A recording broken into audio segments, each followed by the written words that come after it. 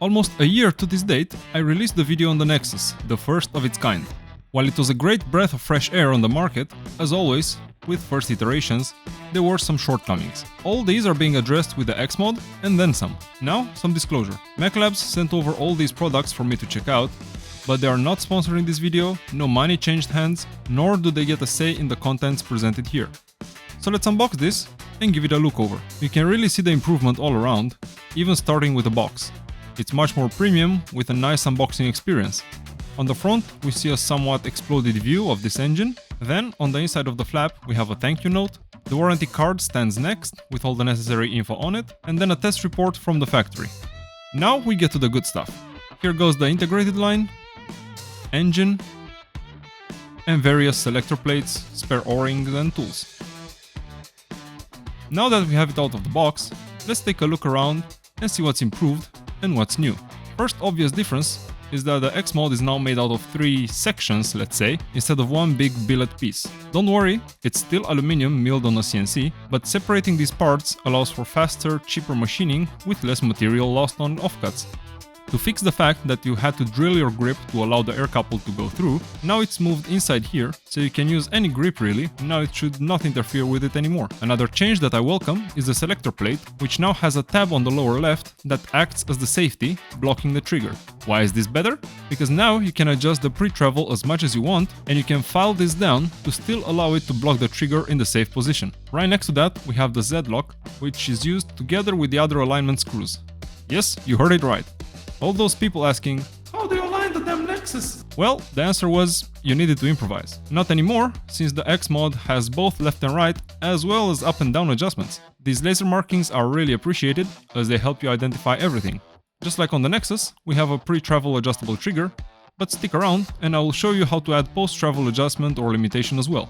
Flipping this over, we see the other big improvement, the airbender. This feature allows you to match the air volume to the barrel, minimizing the amount of wasted air and bringing the power of full auto much closer to semi-power. This was another shortcoming of the NeXXus. The power loss on full auto was quite noticeable, even with the best regulator on the market. We'll revisit this later, of course. Last change, again very significant, is the whole bolt, aptly named Pro Bolt. Multiple small and big improvements here. Most notable are new nozzle carrier with better airflow design, promising an efficiency increase of at least 30%. Again, we will test that later. The nozzle length is now adjustable, further increasing the improved compatibility of the xMod across multiple platforms. Usually, adjustable nozzles need thread lock to not adjust themselves while shooting. It's not the case here, since the nozzle is made out of POM and the threads are cut very snug without a chance to back itself out. To summarize it, the improvements the xMod brings to the table are alignment screws, better air consumption, bolt speed adjustment, integrated line coupler clearance improved, modular design, adjustable nozzle. Since this is a fully mechanical engine, it can be installed in any build, and it can perform from a Speedsoft colorful gun to a fully kitted out Milsim rifle, sitting in the rain and whatnot. I'll show you now the alignment screws benefit. Using them like this will make sure the engine is centered on the left-right direction, and after that you can look down the receiver line to make sure it's parallel with your engine. If it's not, you need to lower or raise the engine with the Z-axis screw. Once that is done, you can lock it in place with the Z-lock. Just make sure you have the body pin installed before doing so. Because the airbender block sits here, making it wider than a standard V2 gearbox, some receivers might require you to Dremel out material on the inside to have enough room for alignment. Also, in cases like the SSR9, the airbender screw will hit part of the receiver, so you have to either switch these two around or remove them altogether. Another compatibility issue I ran into was the selector plate. On some receivers, it was not touching the actual selector cam. I spoke with the team at MechLabs, and they are already working on a plate that will be wider, so in case you run into such an issue, they have you covered. Let's talk next about the nozzle adjustment. This is here to make sure, regardless of your hop-up unit brand and type, you will have proper air seal. Pull out the nozzle and slide the hop chamber on. After you remove it, check if the nozzle moved back at all. If it didn't, start extending the nozzle by rotating it to the left, while having a 1.5mm Allen key through the bolt to prevent it rotating. Go in small increments, reinstall hop chamber on the extended nozzle like before, until you get to a point where the nozzle gets pushed back just a bit by the hop-up rubber. Another option is to shorten the nozzle until you notice it starts dropping power on semi, then extend it back by a quarter of a turn. I want to test next the shot-to-shot consistency, rate of fire, air consumption, and delta between semi and full auto. But in order to get accurate numbers, we need to adjust The airbender. Okay, I promise this was the last time. The airbender. No, that was the last time. So with the rifle fully assembled, regulator set to the pressure you want, start tightening this screw until the engine stops shooting full auto.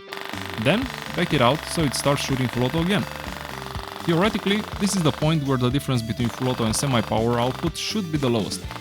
Of course, do your own tests, as this will depend on the barrel length and BB weight used. Let's see how this one does. As you can see, there is still a little bit of drop going from semi to full auto, but it's nothing compared to what we saw on the NeXXus. So the airbender works! Yay! I will shoot some semi to check now the shot-to-shot consistency. And as you can see, it's pretty damn good.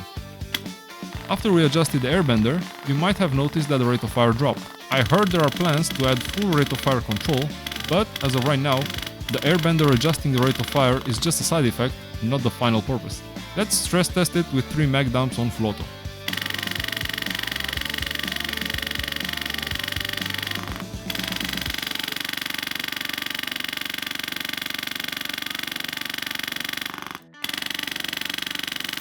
As you can see, we have a pretty stable power output, fed all the BBs, and the regulator was not complaining about the air volume demand.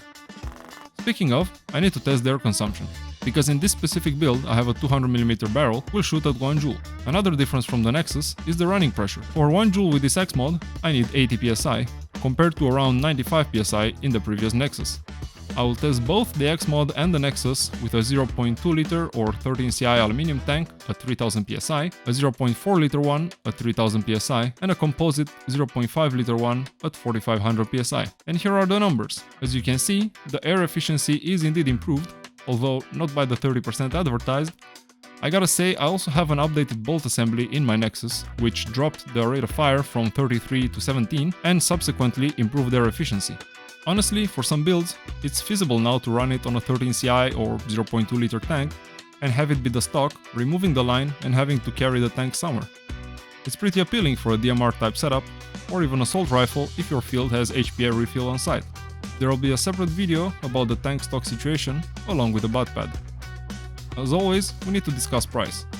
If we go to maclabsus.com or maclabs.eu, we see this xMod retails for €450. So basically the same price as the NeXXus used to be. I was hoping this would release for a cheaper price, considering the optimization done by splitting it in 3 pieces, but alas, it also brought some improvements and new features, so these balanced themselves out. Along with the release of the xMod, flat triggers for both have also been released. Today I have them in pink and black. Personally, I prefer a flat, modern looking trigger to the old curved ones. Installing these is extremely easy once you have the engine out of the receiver. You simply need to remove this brass screw with a 1.5mm Allen key and pull the trigger out. Reverse these steps with the new one and installation is complete. I promised you in the beginning of the video I will also show you how to add post-travel limitation, and that is super easy. If you have access to a 3D printer, you just need to print a 4.1mm diameter cylinder about 4.5mm tall. Then you install it, check the travel, and if the valve can't reset, you start filing a bit off the top. Another option, a bit more involved, is to drill and tap an M3 hole right here in the trigger. Then use a grub screw M3 in size with some thread lock and you're good to go. So in conclusion, we have a completely overhauled and improved successor to the NeXXus for the same price, but with most of the previous complaints addressed and fixed. What do you think about this? Would you grab one? As always, if you enjoyed this video, drop a like below and consider subscribing to the channel. Next videos will focus on the other parts MechLabs included in this care package, so stay tuned. See you in the next one.